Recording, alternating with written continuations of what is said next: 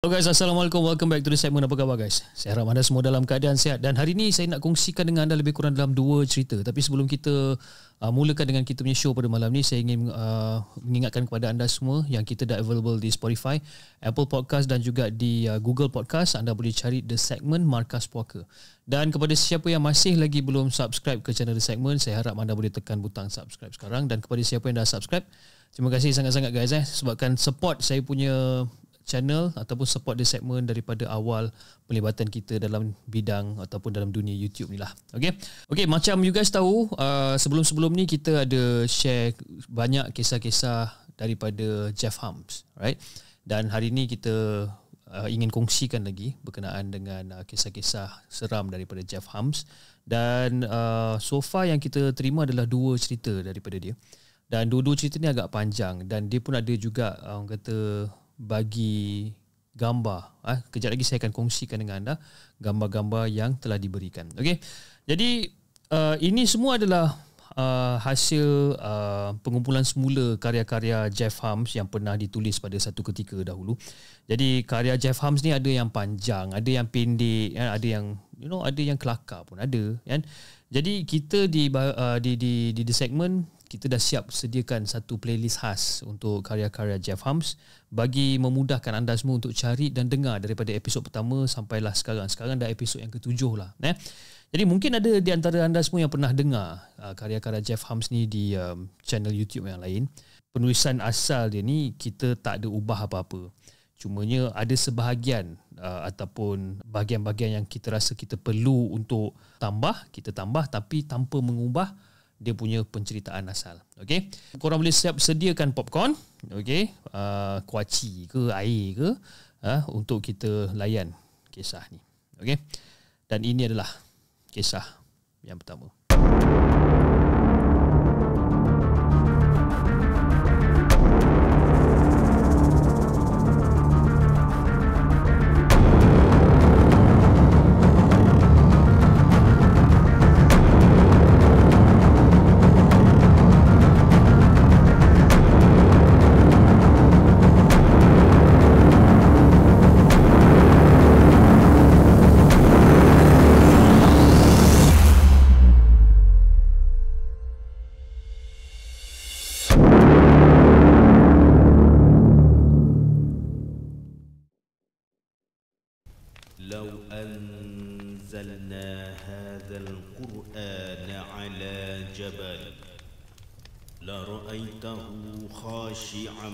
متصدعا من خشية الله وتلك الأمثال نضربها للناس لعلهم يتفكرون.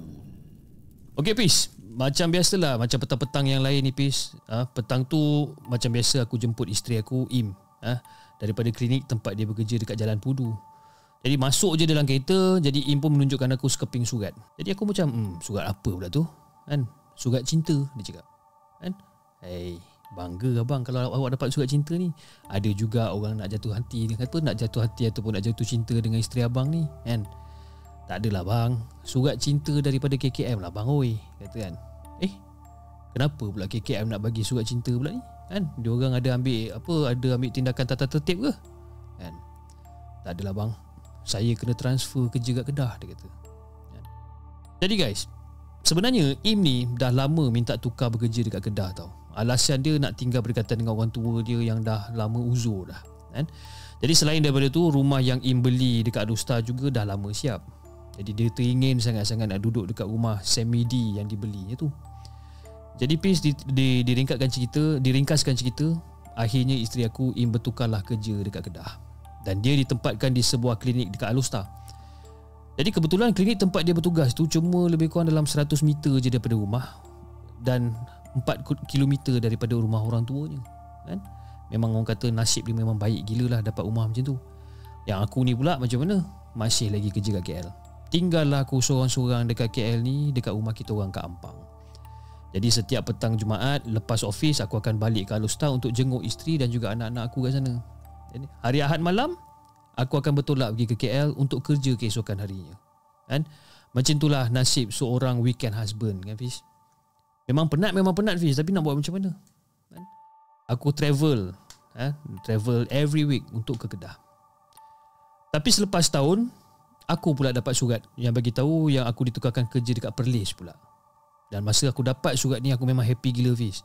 Sebab kenapa? Lepas setahun menjadi weekend husband, aku akhirnya berpeluang tinggal sebumbung semula dengan isteri dan juga anak-anak aku ni. Walaupun tempat kerja aku dekat Kangar Perlis dan rumah aku yang aku tinggal tu dekat Alustar, tapi benda tu bukan satu masalah besar lah. Sekurang-kurangnya menjadi pure husband lebih baik daripada menjadi weekend husband, betul tak? Jadi Fiz, demi rezeki setiap hari aku akan berulang-alik daripada rumah Alustar ke Kangar sejauh lebih kurang dalam 50 kilo. Dan perjalanan daripada Alustar ke Kangar mengambil masa 50 hingga ke 60 minit mengikut keadaan jalan raya pada ketika itulah. Dan jalan yang aku ikuti merupakan jalan dua lorong yang mempunyai pekan-pekan kecil seperti Jelun, Air Hitam, Sanglang dan juga Simpang 4 sebelum memasuki Bandar Kangar. Dan itu adalah orang kata jalan yang terdekat daripada rumah aku ke office. Jadi Fiz, biasanya ketika kerja dekat Kangar ni, aku akan sampai rumah lebih kurang dalam pukul 7 malam tau. Aku memang dah biasa balik lewat daripada office sejak awal mula kerja lagi. Tapi kadang-kadang aku sampai ke rumah dekat Alustar tu bukan lagi pukul 7 malam macam biasa. Malah kadang-kadang tengah-tengah malam baru aku sampai ke rumah. Kenapa Fiz? Ini semua pasal big boss aku lah. Big boss aku ni suka sangat buat meeting waktu malam. Dan dia suka buat meeting waktu malam lepas pada pukul 10 malam. Sebabkan apa? Waktu siang dia tu sibuk sangat-sangat. Free time dia cuma ada pada waktu malam je. Jadi Fiz, nak jadikan cerita ni, pada satu hari ni, PA boss ni, nama dia Faizah, masuk dekat dalam bilik aku. Cik Jeff, malam ni ada meeting ke Cik Jeff? Kan? Sambil-sambil Faizah tu hulurkan aku sekeping surat lah. Meeting? Tak tahu, ada ke meeting? Ada Cik Jeff, malam ni meeting dalam pukul 9.30 malam. Jadi bila aku dengar ni macam aduh boringnya, mesyuarat waktu malam lagi ni. Jadi masa tu aku merungut Fiz. Aku memang mengungut teruk je. Tapi apa nak buat, bila dipanggil mesyuarat memang kena datang jugalah. Kan kalau katakan aku tak datang mesyuarat, bila sampai kerja besok memang siap lah aku kena tempik dengan bos aku kan. Bos kecil ke, bos besar ke, confirm diorang tempik punya kalau aku tak pergi meeting tu. Masak aku. Jadi malam tu adalah malam yang paling menyampah. Bos seperti sebelum-sebelumnya masuk mesyuarat lewat kan? Alasan bos dia ada urusan yang lebih penting. Dia dah setting meeting pukul 9.30 malam. Tapi dia sampai meeting tu pada pukul 11 malam. Sejam setengah aku tunggu kan? Tapi apa aku nak buat Fiz? Bak kata orang, boss is always right.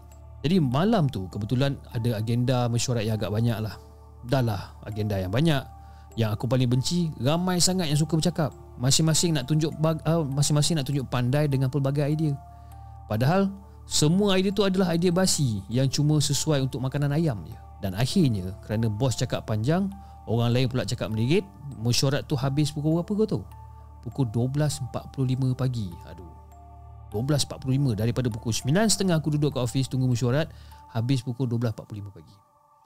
Jadi bila habis mesyuarat, aku cepat-cepat jalan pergi kat kereta, hidupkan enjin kereta aku dan terus tekan minyak sampai ke, orang kata tinggalkan Kangar ni. Agak-agak cepatlah sampai kat rumah. Dan harap-harap pukul 2 pagi aku dah dapat peluk bantal lah. Jadi macam biasa Fiz, bila kita pandu kereta sorang-sorang di ni, aku akan pasang radio kuat-kuat macam biasa.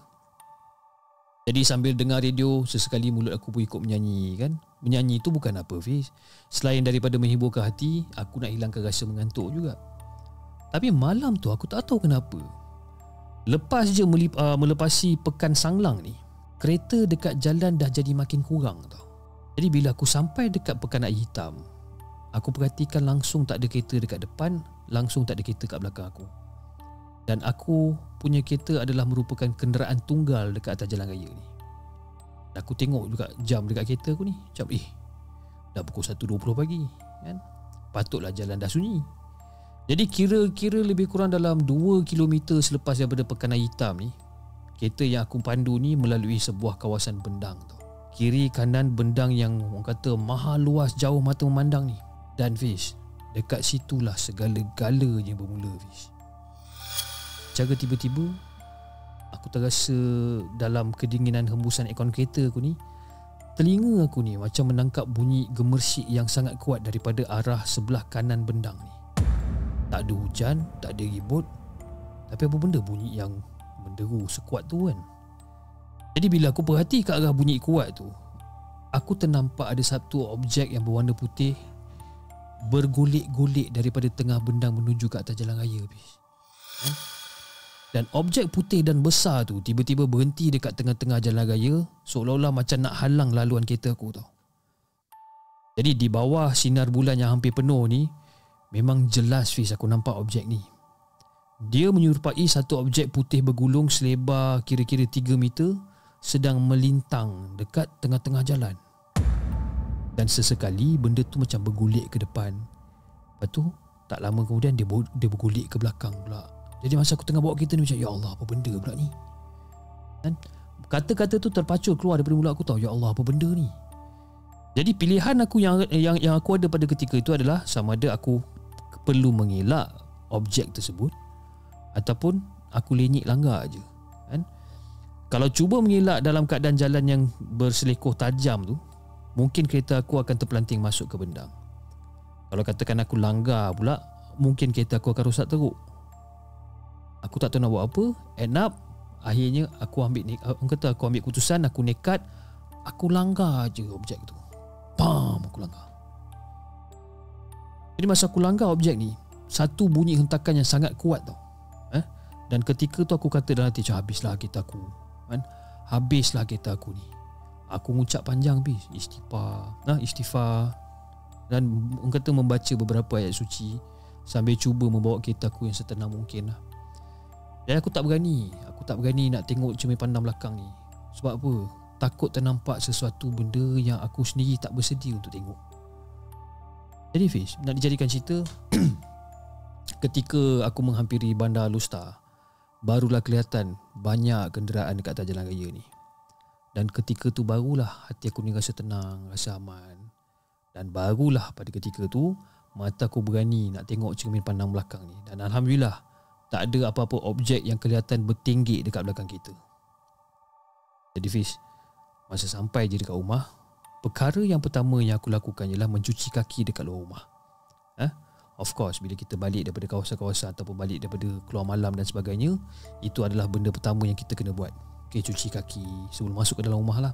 Dan itu adalah petua orang-orang tua bagi mengelakkan unsur-unsur yang tak baik ikut kita masuk dalam rumah. Dan lepas dah settle benda tu semua, barulah aku pergi periksa kereta yang baru melanggar objek tu tadi tu lah. Dalam kepala otak aku macam, ni confirm rosak teruk ni. Paling-paling tidak bumper clip mesti patah. Kan? Tapi yang peliknya Fiz, bila aku dah masuk rumah, aku dah settle dan aku keluar balik, aku check kereta aku ni, aku tak nampak ada satu kesan kemik pun dekat kereta.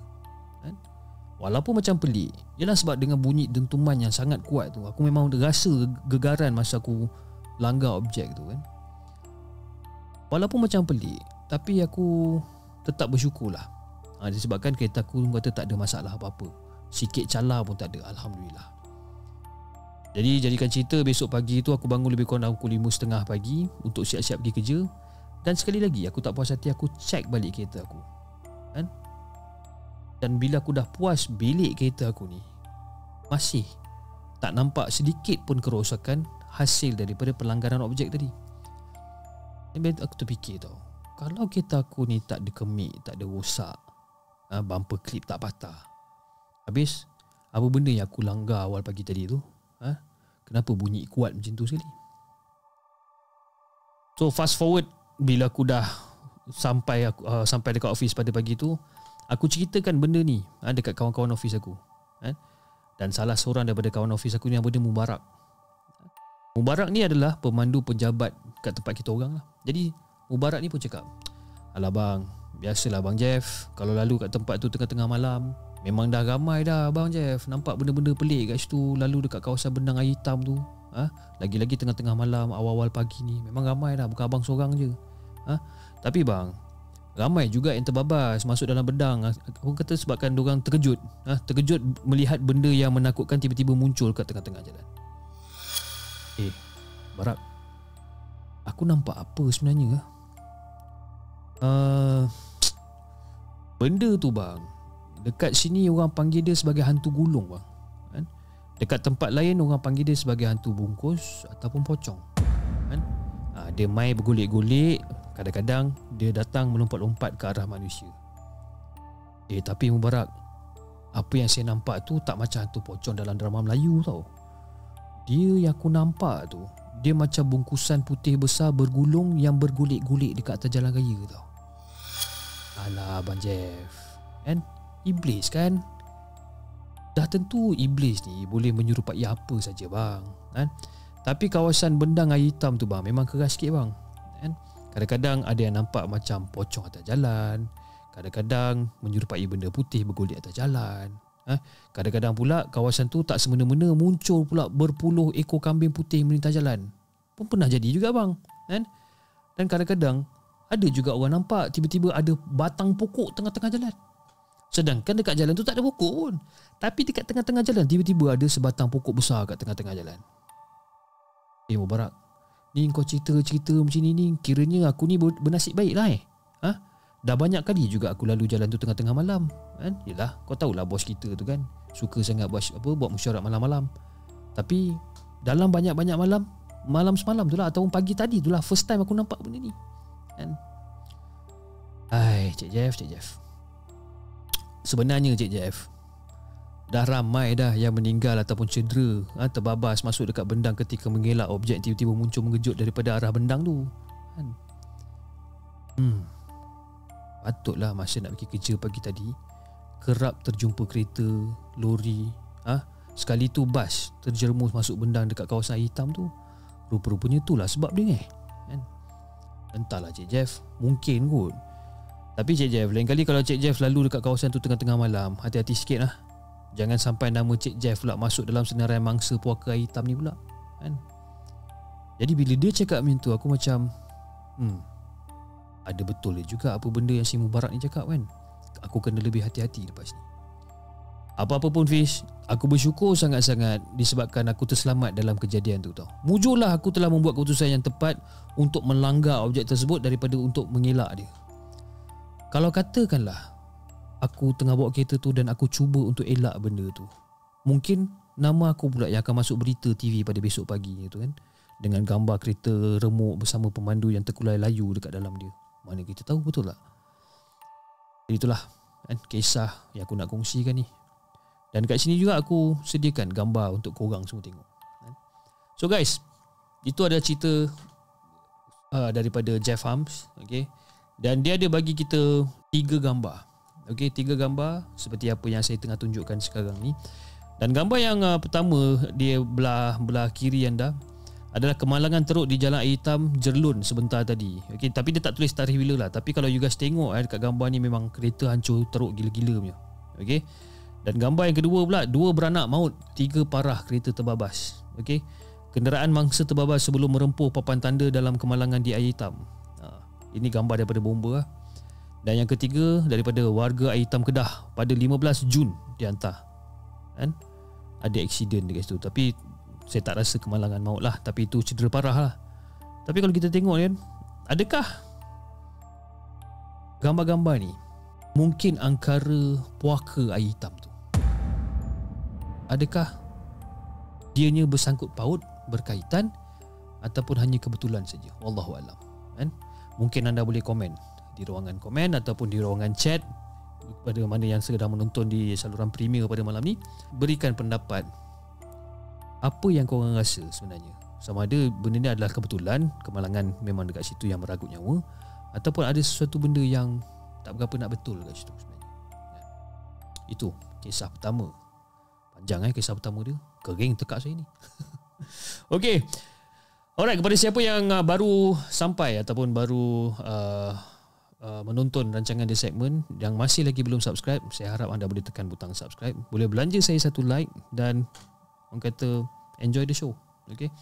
So guys, jom kita teruskan dengan kisah kita yang seterusnya.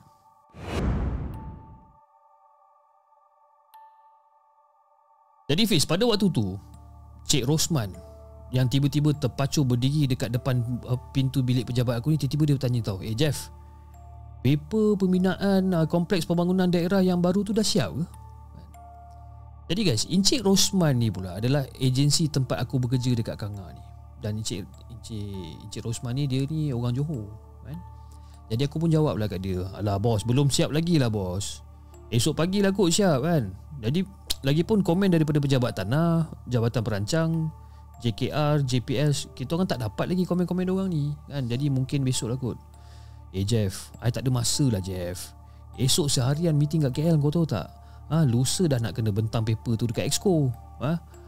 Whatever it is, you kena siapkan sebelum pukul 5 petang ni, boleh tak? I nak tengok draft dia dulu. Jadi masa tu Encik Rosman dah desak aku tau Fiz. The only thing yang aku boleh cakap kat dia, I try my best lah bos. Aku cakap macam tu Kenapa Fiz? Masa tu jam dah menunjukkan pada pukul 3 petang tau. Dalam hati aku tadi dah mengagak dah tak mungkin kertas tu aku dapat siap tak dapat siapkan sebelum pukul 5 petang. Banyak jabatan-jabatan teknikal belum bagi komen. Jadi project cost estimation pun belum siap lagi Fiz. Nak karang kertas kerja ikut formatnya lagi, kau tahulah kan? Nak hantar kertas-kertas kerja ni, format kita nak kena ikut. Tak ikut format, diorang reject buta-buta. Itu belum masuk lagi kerja urgent lain yang bertimbun dekat atas file meja ni kan? Jadi ada yang target date esok dah kena siap, ada target date lusa kena siap, 3 hari lagi kena siap. Jadi laporan mesyuarat yang aku hadir dekat KL 3 hari lepas dan juga laporan mesyuarat dekat Ipoh kemarin pun belum sempat aku nak buat habis. Botaklah kepala aku kalau semua benda nak kena siapkan serentak, betul tak? Jadi Fiz, pada ketika tu sedang aku asyik memberi tumpuan untuk siapkan kertas kerja projek kompleks pembangunan daerah ni, tiba-tiba tepat pukul 5 petang Fiz, Encik Rosman muncul lagi sekali dekat pintu bilik aku tau. Jeff, macam mana Jeff? Dah siap ke? Kan? Tapi daripada muka Encik Rosman ni, aku tahu dia macam tak puas hati tau. Aku menjawab kat dia, belum siap lah bos. Tapi sikit je lagi lah nak siap ni. Tadi tengah rancak buat big paper, paper big boss panggil menghadap dia pula kan? Rahsianya kalau saya tengok ni dalam pukul 7 boleh siap kot. Jeff, you guarantee ke pukul 7 boleh siap ni? Entah-entah lepas isyak pun tak siap. Dalam hati aku cakap masa tu, orang tua ni macam nak bergaduh dengan aku je. Relax lah kan? Aku dah cakap aku cuba untuk siapkan pukul 7, aku siapkan pukul 7 lah. Jadi pada waktu tu si Encik Rosman ni, dia tengok jam dia, macam ni lah Jeff, you kena siapkan hari ni juga tau. By hook or by crook, you kena siapkan sebelum pukul 10 malam. I dah betul-betul tak ada masa ni. Bila you siap, you emailkan nanti dekat I, okay? Nanti bolehlah I baca sebelum tidur ataupun masa dekat airport esok. InsyaAllah lah Encik Rosman. Bos, tak balik lagi ke? Masa tu aku sengaja lah macam tanya soalan-soalan macam tu kat dia kan. Jadi si Encik Rosman ni pun reply balik macam, itulah Jeff, petang ni rasa hati nak balik lambat sikit, tapi Datuk Zahid pula ajak main golf pula dah kan. Tak ikut dia nanti Kang, lain pula cerita dia. Jadi pada waktu tu masa dia cakap dia pergi main golf, masa tu aku macam tersenyum je lah. Kata tadi tak ada masa orang kata nak main golf, ada pula masa dia. Jadi aku macam tergelak sendiri dekat dalam hati. Dan Datuk Zahid ni pula adalah big boss kita orang. Big boss yang hanya fikir dia je betul, walaupun yang dia kata tu banyak salahnya kan? Jadi aku teruskan kerja, menaip kertas kerja dalam komputer. Jadi ada lebih kurang dalam lagi 5 jam lah, lagi 5 jam sebelum target pukul 10 malam ni. Dan nampaknya malam ni aku kena stay back office lagi lah gamaknya. Tak ada meeting, tapi kena stay back office, kena siapkan kertas kerja pula.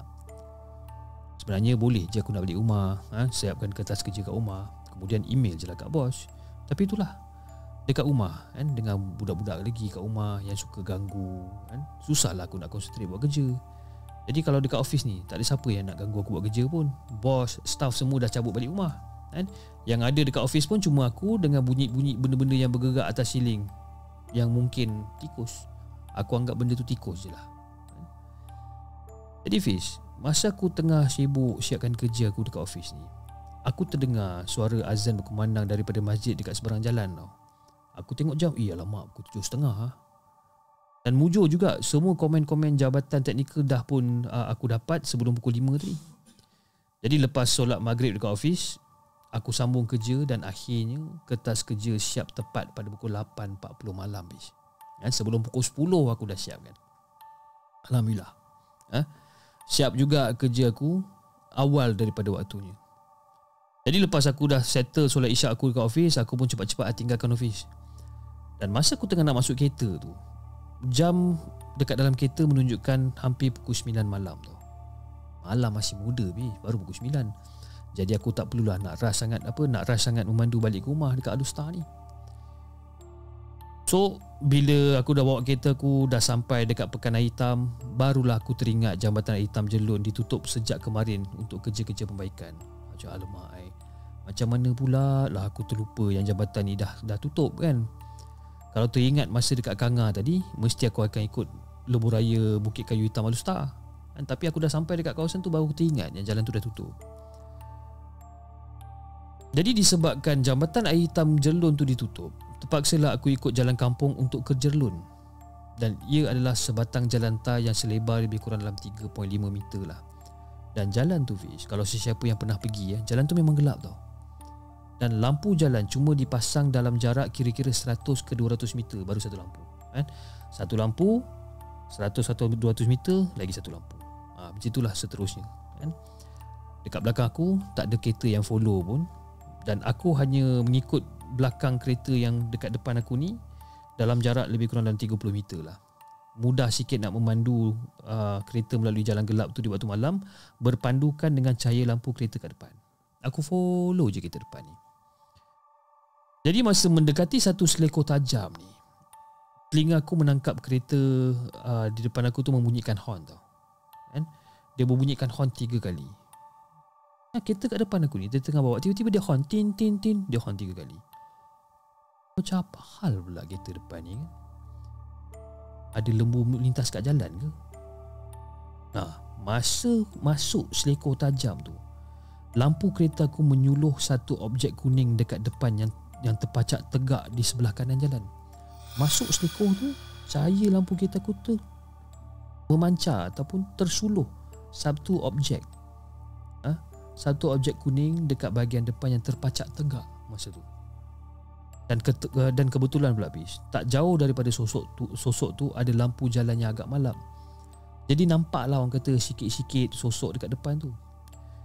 Jadi mendekati objek yang berwarna kuning tu, aku perlahankan kereta untuk melihat dengan lebih jelas apa benda sebenarnya ni kan, benda kuning ni. Dan bila aku datang dekat ataupun bila kereta aku ni menghampiri objek tu, hati aku macam berdebar sikit tau. Daripada jauh memang nampak macam kain kuning yang tengah tergantung dekat pokok. Tapi bila dah sampai dekat-dekat benda tu adalah manusia kan? Berdiri dekat sebelah kanan aku dalam jarak lebih kurang dalam 3 meter. Adalah seorang gadis yang pada kiraan aku usia dia lebih kurang dalam awal 20-an. Jadi perempuan ni rambut panjang mengurai, tapi disisir rapi lah ataupun disikat rapi hingga ke paras pinggang. Wajah dia cantik Fiz. Cantik, kulit cerah. Nampak sekali tengok macam perempuan Arab pun je juga. Dan perempuan tu memakai baju kebaya ketat warna kuning bermungga kecil dan juga berkain batik. Aku perhati je perempuan ni. Dan dekat tangan kanan gadis tu pula, gadis tu dia macam pegang payung tau.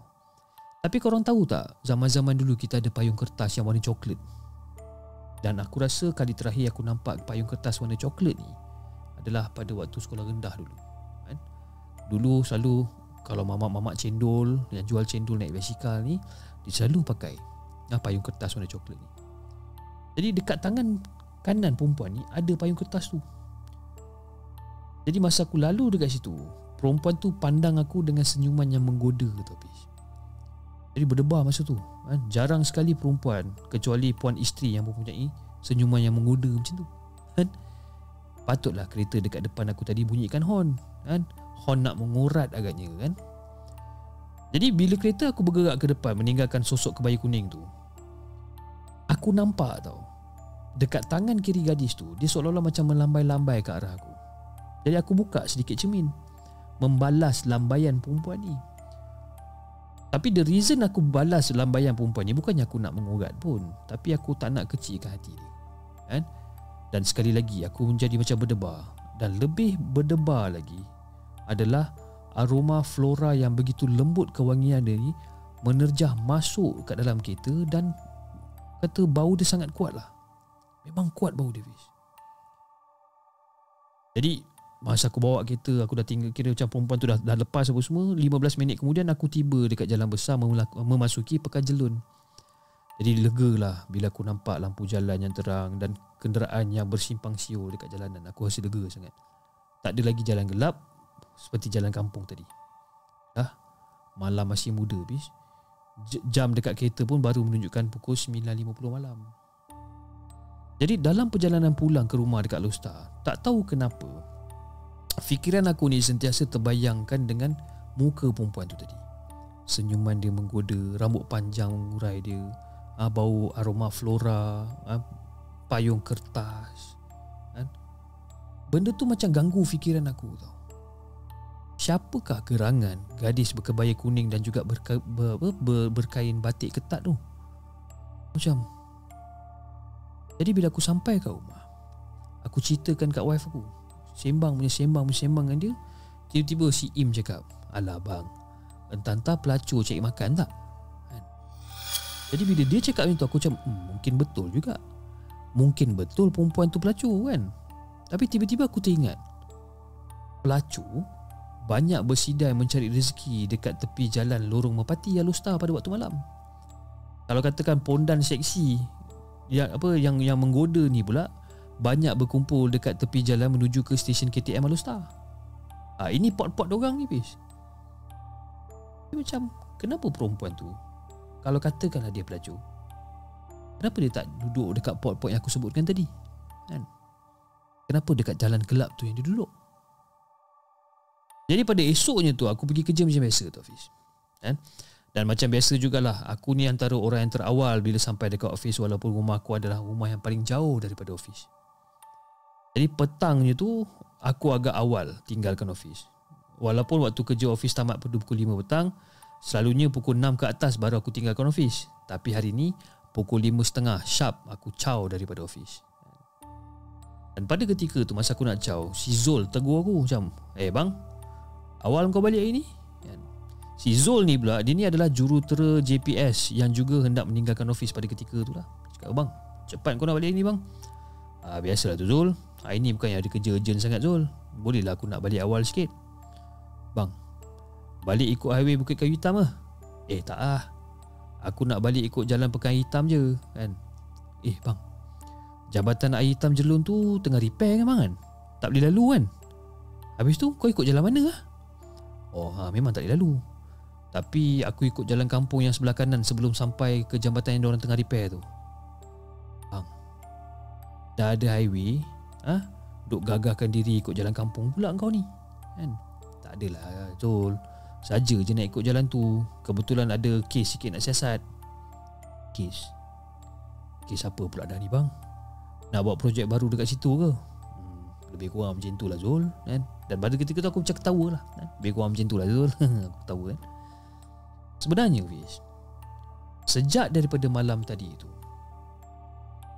kepala otak aku ni asyik teringatkan dengan perempuan berbaju kuning berkain batik ketat tu tau. Aku tak tahu kenapa. Rambut dia, senyuman dia, payung kertas dia, dia seolah-olah macam menggamit aku untuk lebih kenal diri dia tau. Yalah, manalah tahu dia tinggal dekat-dekat dengan situ. Bolehlah aku recommend dekat adik lelaki aku yang sedang cari pasangan untuk jadikan isteri dia, betul tak? Dan itulah kes siasatan yang aku maksudkan pada Zul tadi. Jadi Fin, nak jadikan cerita, lepas pada Pekan Air Hitam, aku terus belok ke simpang kanan kan? Memasuki jalan kampung yang cuma muat-muat untuk 2 kereta je berselisih. Aku masuk jalan tu. Petang ni banyak pula kereta yang lalu jalan tu. Dia tak sama macam malam tadi tau. Hanya ada sebuah kenderaan dekat depan aku je yang ikut jalan tu. Jadi aku bawa kereta kat situ. Dan sebaik saja aku lalu dekat selekoh tajam tu, mata aku dah mula meliar ke kanan tau. Dan dekat depan selekoh tu lah aku jumpa gadis berkebaya kuning ni. Tapi yang peliknya Fiz, bila aku lalu kat situ, aku tak nampak ada satu biji rumah pun. Yang ada cuma belukar kecil. Dan aku terfikir macam, berani pula kan perempuan tu berdiri sorang-sorang kat tengah-tengah belukar, macam malam semalam tu. Kalaulah katakan ada lelaki jahat ke apa ke, memang jahanam perempuan ni kan? Jadi lepas aku dah melepasi sedikit selekoh tajam tu, aku perlahankan kereta aku tu. Dan aku tumpukan perhatian ke tempat gadis kuning berkebaya kuning tu berdiri malam tadi. Jadi masa aku tengah tumpukan perhatian tu, Fiz, jantung aku ni berdegup laju gila, Fiz. Betul ke apa benda yang aku nampak ni? Okey, aku nak bagi korang gambaran ni. Dekat sebelah kanan aku tu ada belukar kecil. Ada beberapa pohon kemboja menaungi belukar kecil tu. Dan dekat situ, Fiz, ada beberapa batu nisan usang setinggi 1/2 meter berdiri bertaburan dekat bawah pepohon kemboja tu. Aku nampak benda ni, Fiz. Rupa-rupanya kawasan selekor tajam yang aku lalu malam tadi tu adalah kawasan perkuburan, Fiz. Tapi siapa gadis ayu berkebaya kuning di sebelah kubur yang aku nampak malam tadi? Daripada pemerhatian aku, kubur dekat sebelah aku tu adalah kubur lama yang tidak digunakan lagi, Fiz.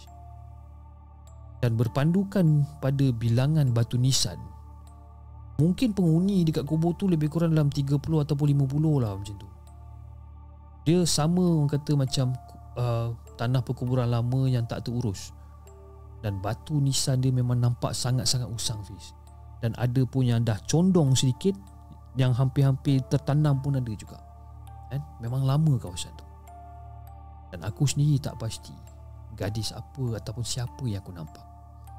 Kalau katakanlah dia manusia, Fiz, memang berani betul lah dia ni berdiri dekat sebelah kubur lama pada malam-malam waktu, dengan jalan yang gelap macam tu. Itu pun kalaulah dia pelacur seperti yang dikatakan oleh isteri aku.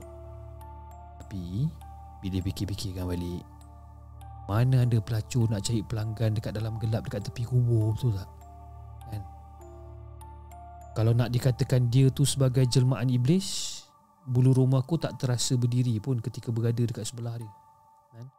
Wajah yang aku nampak pun orang kata tak adalah macam menggerunkan. Dia adalah seorang gadis yang cantik, bukan hantu yang berwajah hodoh sebenarnya. Jadi rambut panjang yang tersisir rapi, bukan mengerbang seperti imej hantu dalam drama Melayu. Bukan macam hantu Kak Lima yang rambut kembang-kembang ni, bukan. Kan? Cuma aku kurang faham satu benda, Lapis. Kan? Kenapa pula gadis tu pegang payung kertas pada waktu malam? Kalau siang dekat bawah matahari terik, mungkin ada logik lah juga bawa payung. Ataupun katakan hari hujan ke, hujan-hujan renyai ke dan sebagainya, okey, logik bawa payung ni. Cumanya malam tadi tu cantik, malam tu tak ada hujan kan, memang tak ada masalah. Tapi ada seorang gadis cantik pegang pegang payung kertas pula kan? Payung antik yang kini orang kata memang tak ada jual dekat mana-mana lah. Mungkin payung tu tersimpan kat museum agaknya. Now, siapa pernah tengok payung kertas?